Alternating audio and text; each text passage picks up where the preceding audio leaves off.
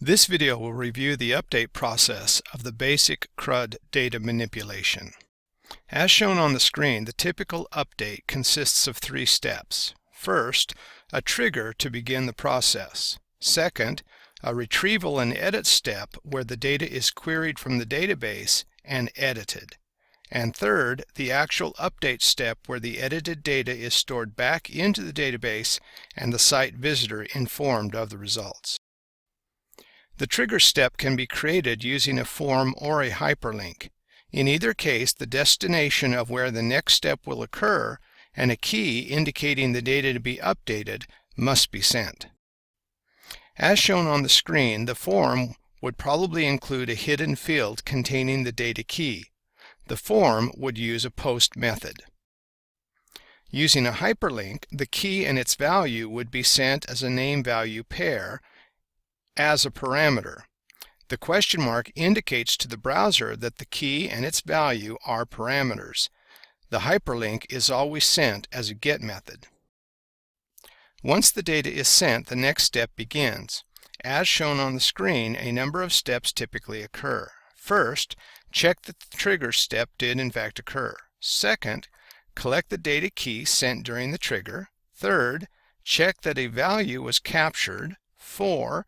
Retrieve data from the database based on the key. 5. Confirm that data was retrieved from the database. 6. Display the data for editing. And 7. Provide a means of sending the changed data to the final step of the update process. The update step likewise has a number of tasks that need to be performed. First, confirm that the data from the previous step has been sent. Second, collect the data. Third, check the data for completeness. Fourth, if errors are found, set error messages and return to the previous step for repair. Fifth, if no errors were detected, attempt the update of the data to the database. Sixth, check the result of the update attempt. And 7, display the results of the update process. It is critical that the site visitor always be informed of the result, good or bad. Don't leave them wondering what happened. With the review of the basic process covered, let's get started. Download and unzip the edit_delete.zip file. Copy and paste the 4 files in the downloaded zip folder to the dyn_site folder used in the previous videos. Launch your editor and open the index.php file in the dyn_site folder. Here is where we will build the trigger step. All steps needed can be found in the downloaded files as comments. Since a trigger is needed for each record, we will build the trigger as part of the for each loop.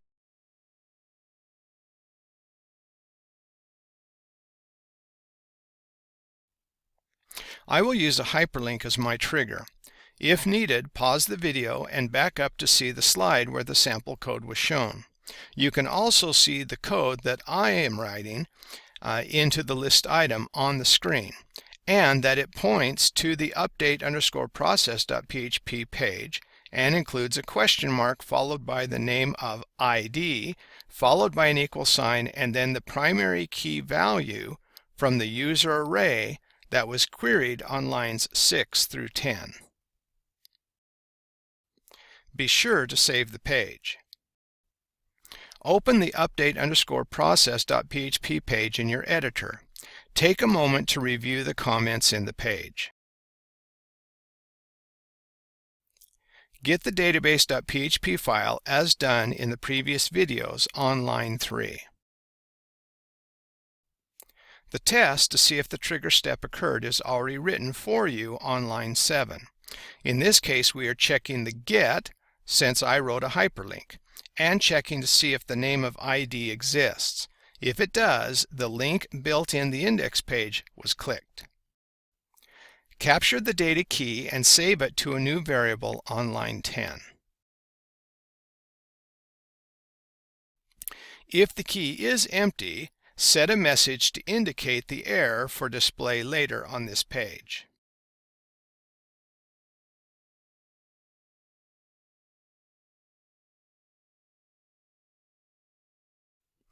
If the variable holding the data key's value is not empty, use a prepared statement to query its data from the database.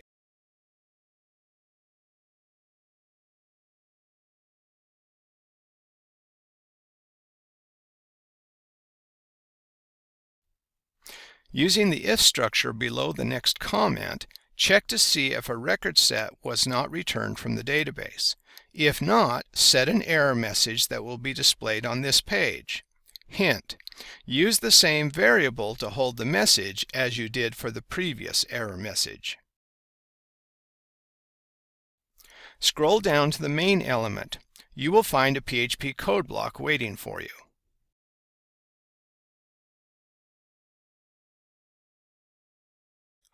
Write a if statement to check if either error message was created.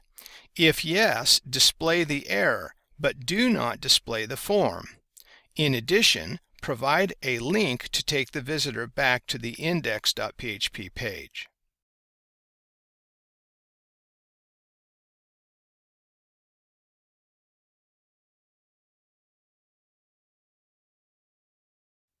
If there are no error messages to display, then display the form, and use the value attribute to display the item from the result set returned from the database.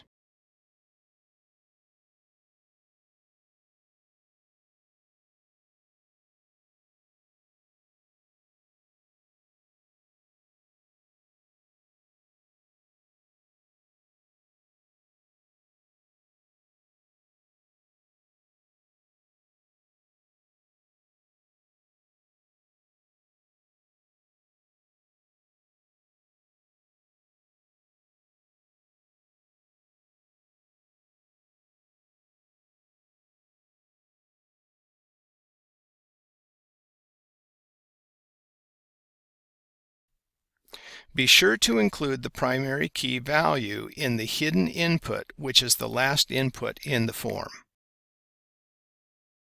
Save everything.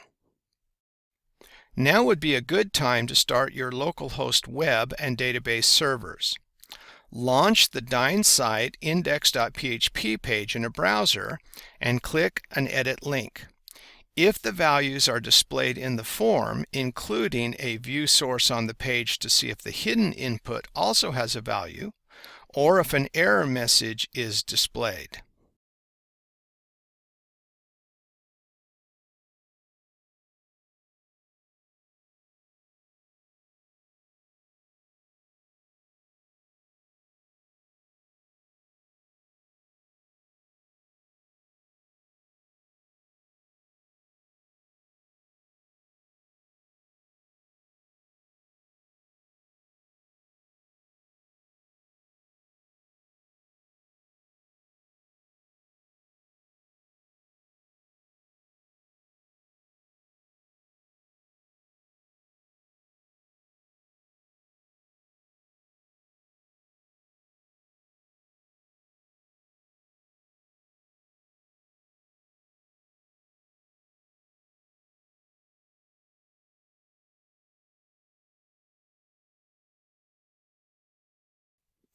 If you get an error or no data in the form, review your code and troubleshoot until it works. Once things are working, let's take care of the final step. Open the update_confirm.php page. This page too has comments to remind you of each step. Take a moment and review them. As before, get your database connection and make it available on line 3. The test to determine if the form from the previous step has been submitted is already written for you on line 10. On lines 13 through 16, capture the data from the previous form and store it into variables. The data should include a first name, a last name, an email, and an ID.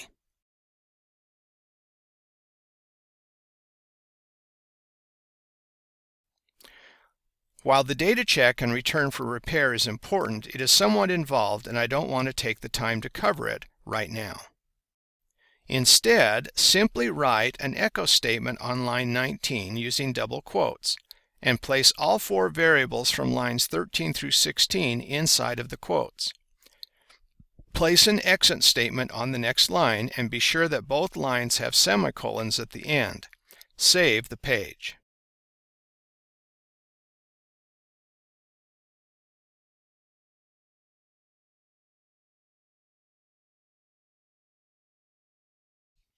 Return to your browser and start at the index.php page. Click the trigger to start the update process. Change a value in the form and click Update. If things are working, you should see all four values displayed on your screen.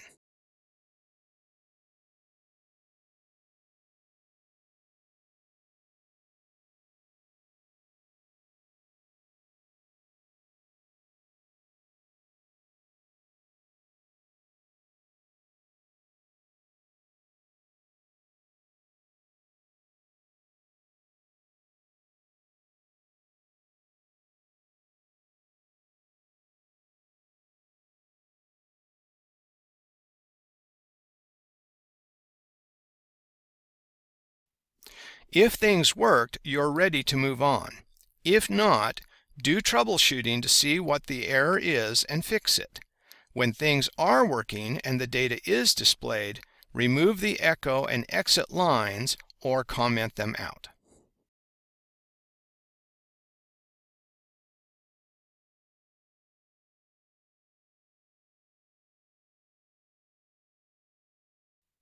Find the comment that says use a prepared statement followed by other information, and write the prepared statement to do the update.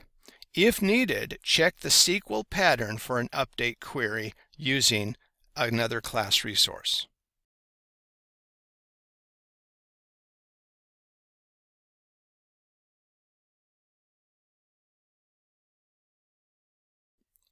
Remember that we can use the statement row count method to find out how many rows were changed as a result of the last query. If the answer is 1, then we know the update was successful. Scroll down to the next if structure and check if the update was a success or not. Based on the result of your check, set a message indicating either success or failure to the provided message variables.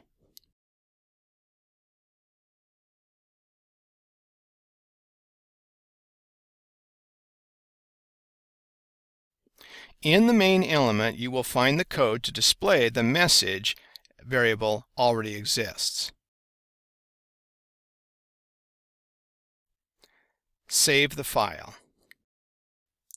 Return to the index.php page and start the edit process again. Follow it all the way through each step. If you see a success or failure message, check the database to see if the edit worked. If the edit worked, you are done. If the edit failed, review your code and troubleshoot until it does work.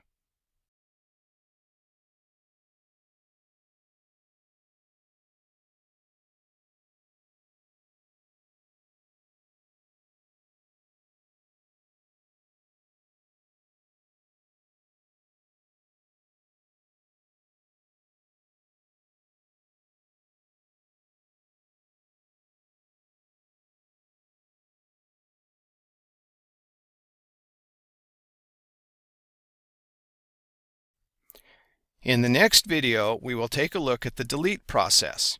It is virtually identical to the update, so if this is working, the delete will be simple.